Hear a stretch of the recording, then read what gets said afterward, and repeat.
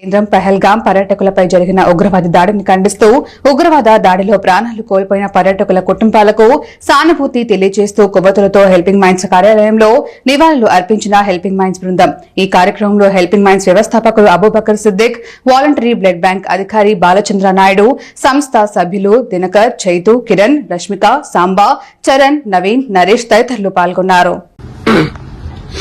ప్రముఖ పర్యాటక కేంద్రమైనటువంటి పహల్గాంలో జరిగినటువంటి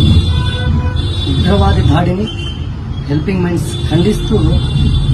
ఈ ఉగ్రవాద దాడిలో అమరులైనటువంటి ప్రాణాలు విడిచినటువంటి పర్యాటకులకు వారి కుటుంబాలకి ప్రగాఢ సానుభూతిని తెలియజేస్తూ అదేవిధంగా ఈ ఉగ్రవాద దాడిలో క్షతగాత్రులైనటువంటి అంటే గాయాలైనటువంటి వారు త్వరగా కోరుకోవాలని చెప్పి ఆ దేవుణ్ణి మనసారా కోరుకుంటూ దేశంలో అలజడులు సృష్టించడానికి పాకిస్తాన్ చేసినటువంటి ఈ ఉగ్రవాద చర్య మన దేశం కూడా తిరిగి చర్యలు చేపట్టాలని చెప్పి కోరుకుంటూ ఇప్పటికే దేశ ప్రధాని నరేంద్ర మోదీ గారు జలాల్ని ఆపివేసే చర్యతో పాటు అక్కడక్కడ ఉన్నటువంటి